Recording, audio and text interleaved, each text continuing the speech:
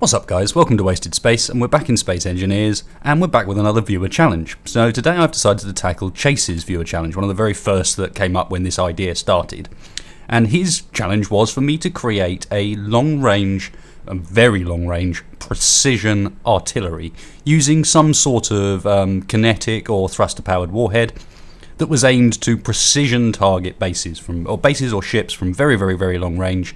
And the important part was it needed to be able to do it without necessarily having sort of lots of time to aim or too much information about what you're aiming at. It's literally just, there is a target absolutely way over there, can I hit it? So in front of me here is what I've come up with for this, and I kind of approached it in 3 stages. Apologise if it's kind of noisy in the background, by the way. It's absolutely abysmal weather here today, raining cats and dogs. Anyway, so I approached it in this 3 stages. So this is kind of stage 1, and this was the bit where I was just trying to work out how to get the projectors to work properly in order to create a gravity fireable projectile and easily create a gravity fireable projectile. And so if I jump up here, I can show you quickly sort of how I put this thing here together. I've got one of these cut-offs again. So if you look side on here, if you look at the conveyor network, you can see my large ship printer essentially. So you've got quite a clear conveyor system round. The projector is at the back there projecting the image. Down the bottom here, and this is where the first foible came about, we have our method of detaching the ship from where it is, and also, mind, a method of refueling the ship as well, because that's where the reactor is. So you could make this in survival, hook up the conveyor system to some fuel, and actually put some fuel in these craft before you send them off. But anyway, the problem here was that you need to be able to grind that tube without it damaging anything around it. And the only way I found to be able to do that is to set this at a really specific distance on the rotor there. So this is set to 13 centimeters, and by setting it to 13 centimeters, actually in fact I can't see through there, it's on the rotors. By setting it to 13 centimeters, it will grind those 3 blocks in front of it, so those 3 conveyor blocks, but not touch anything else around it. And importantly, it won't touch the welder on the other side. So there we have our sort of conveyor network, and I've just built that. It's actually the same one duplicated 3 times. So in the middle here we have it upright, and then on the sides we have it mirrored either side, but exactly the same thing. So that's 3 versions of the same printer, and then basically I just built a ship around it and did my best to tuck as many grav gens in as I could. So if you look just down underneath the conveyor system, there is a whole load of grav gens down there. So that was stage 1, and I ended up with a ship that was completely functional. It would quite happily fire those projectiles, reload them in about 12 seconds, which is not too bad, and of course does everything fully automated on timers. But that was only part 1 of it, because of course this doesn't solve the aiming problem. This just gives me a ship to launch the projectiles with. So from that, which actually looks reasonably nice, and you'll note I bothered to give it a paint scheme, I moved on to one where I was trying to deal with the problem of aiming the ship, and this slightly ugly solution is what I came up with. And if I jump into the cockpit, we can both give this a test fire, but also I can show you why exactly this is done like I've done it. So way in is through the top, a little bit fiddly, down in, get into the cockpit, and as you can see I've set up a couple of interior pillars to create an extra crosshair at the end of this tunnel. Now I actually have the crosshair turned off. I'm so used to where the middle of the screen is, I don't need it. But the idea behind this is to give ourselves a Z-axis. So when we're firing across space like this, not only have we got to worry about up, down, left and right as I'm moving here, but you've also got to worry about how much the craft is twisted in relation to what you're shooting at.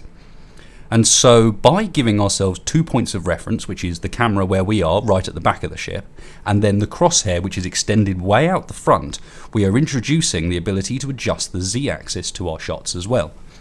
So without further ado, you guys don't want to hear me talk about that, you want to see me shoot some stuff. So right out over there, if I turn the UI on, you'll be able to see, there you go, almost 5,000 meters away, we have a few ships laid out. And part of the deal with this ship is actually I don't need the antenna to see, I mean, you can see the ship quite clearly, even though it's 5,000 meters away, it's visible.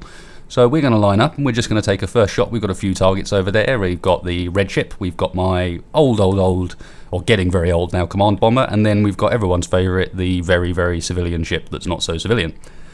So let's jump in and line up for a few shots. Now the idea here would be you'd kind of find your line in third person, or perhaps even you would get commands from the ship's actual captain, and then the gunner would line up his shot. And literally all we need to do, now we've got this z-axis thing, is line this up so we've perfectly got the ship in our targets. And then I'm going to activate my timers here, and all these timers do, if I jump into the control panel, they are right down here, and we've got weld on, weld off, grind on, grind off. And the important one is that the welder turns the welders on and then starts this timer here. It takes 2 seconds to weld the bits together, and then separately, so that, because of course as soon as they're ground off the ship they become separate entities to the ship, so you can preload this and then move around with the warheads attached. You have the grinder, which does exactly the same thing, turns on the grinders, and then in this case after 11 seconds, which just trial and error, turns them back off again, and we're ready to fire. So let's just check we haven't moved the ship. No, we're lined up very nicely over the red antenna. So I'm going to press 1, and you can hear in the background the welders kicking in, and then I'm going to press 2 in order to do the same thing but with the grinders, and again you can hear grinders kicking in. And the best way to sort of deal with this is just wait until you hear the noise of the grinders stop, and then that's the point where you're ready to fire. And now if I hit 4, and I'll press V as well, there we go, we can see our projectiles have launched. And thanks to the magic of editing, we're not going to hang around and wait for those to arrive, because they actually take quite a while to go 5,000 meters, even at max velocity. So on the other end, I have a recording of exactly what happened. So rather than wait for those shots to arrive, because as I've said, I know they do take a long while, let's pick another target, because alongside this, and without antennas on them at all, we should have both the command bomber and the totally civilian ship. So let's go and find those. Where are they hiding? That looks like the command bomber there.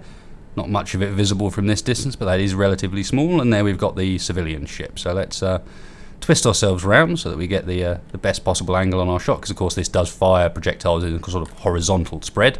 And then we'll do the same thing. So start off with the welders, and always remember to turn off the gravity.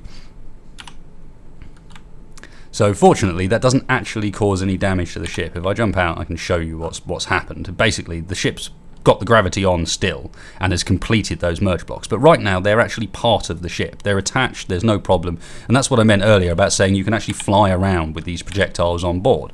They're not going to, unlike a lot of other times where you've got like fixed projectiles attached to your ship, this projector way of doing things is quite nice. It means that you can get away with flying around with these projectiles here ready to fire, and all you need to do is grind them away when the time comes. There we go, lined back up on target. We're already built our projectiles, of course, so we've got no need to wait for those. So let's grind away. And I'll look from outside, because we don't need to line up the shot anymore. So you can see they're grinding away. As they complete the completely remove those, they then turn off on the timer. And at this point, we can now hit 4 to turn the grav gens on. And whoosh, out they go. And as you can see, they clear the ship really nicely. Dead straight line, got the centre of mass spot on with those. So that was kind of the ship, and as you can see, basically what this is firing is some very, very solid bits of blast door. Nothing more complicated than that. This is kind of my armor piercing variant. So yeah, there you go. It's a blast door with a reactor at the back and mass block at the front, because that makes it leave the craft in a perfectly straight line. If you put the mass block anywhere else, they behave a little bit differently. But then I thought, and this was mentioned by Chace as well in his challenge, that maybe I should think about doing some different types of warheads. So here we have one of 2 different variants on a explosive warhead, and of course that same ship I could adjust to fire these, just change the blueprints around. But for the ease of doing things quickly in the video, I will just jump into this one instead, which has them already set up, and we can line up for another shot. So let's get ourselves in third person, find where our targets be. Let's go for another one on the red ship this time.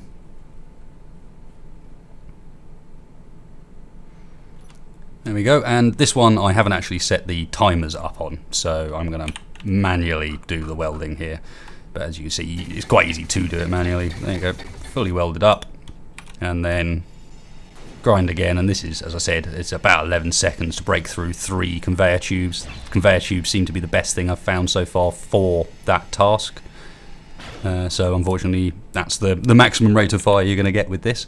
Let's just check we've not lost our target. No, we look pretty much spot on. So let's fire. And again, same deal, they leave the thing nice and straight, nice and smoothly, and down the other end when they eventually get there, and I'll keep talking, but I can hear from my other machine, which is recording the other end, exactly when these things arrive, so I'll give a shout when they do. But the travel times, I don't know, something like a minute over that sort of distances. It's pretty serious. So that's kind of the gist of these ships. They're relatively straightforward, but again, with those projectors, you've got so many opportunities to play around and project different uses for the same piece of equipment. You know, there's so many different warheads I could launch into here, or even I could load it up with drones or load it up with limpet craft. So I think these projectors are really, really cool, and hopefully you find this as a reasonably, there you go, it's just landed. Hope you guys find this is a reasonably interesting application of both the projectors, but also, as I said, the thing with the Z-axis and how you can really make it better aiming by including that Z-axis in what you're doing. I'll just turn my lights on here. You can see how I've set this up. It's very straightforward. And the end result of that is these shots, I can tell you from experience, because of course I tested this beforehand, have been very, very accurate. But anyway, let's get down and have a quick look at the damage on the other end. So here we are at the far end. First of all, I'd like everyone to say hello to my diligent companion, Wasted Space, from my second computer, just in case anyone wasn't believing me that I've been recording this stuff live. And here we have what remains of the red ship, and I'd be very interested to see on the replays exactly what happened here, because I don't know whether that was the initial kinetic projectiles or whether that was the explosive one that came afterwards, but certainly the damage there is substantial enough given the ranges we were working on. Let's go and have a quick look at the civilian ship here, resplendent in his final paint scheme. It looks like he took a beating as well, although not sure how well aimed. No, we were aimed just fine. We've taken off the cockpit completely. No one's flying this anymore. And looks like you probably had a pretty bad day if you were a passenger too. And remember, this one was purely the kinetic one. There was no explosives fired at this ship. It was just that kinetic blast panel through the side of the windows by the looks of things. Yes, they're light armor. Yes, they're not fighting back particularly hard, but yes, it's also blast panels. They take a beating. So there you go, guys. This was my sort of response to Chace's challenge and my idea for today. I think I've got a few other purposes for these ships yet to come, because they're pretty damn cool, and I also think I'm getting a little bit better at designing them. I don't know what you guys reckon on that, but anyway, this one I decided that no name jumped out at me while I was making it, so I thought, why not leave that down to you guys? What would you call this? I think they're pretty cool, but calling it just, I don't know, the gravity bomber is a bit boring. So what do you reckon? Hit me up in the comments below if you can come up with a cool name. I kind of like the idea of sticking with an animal theme, maybe. So let me know what you think and how you've named your stuff. And hope you like this idea. If you did, please hit that like button. Please hit the subscribe. Really helps me and the channel out. And otherwise, I will catch you next time.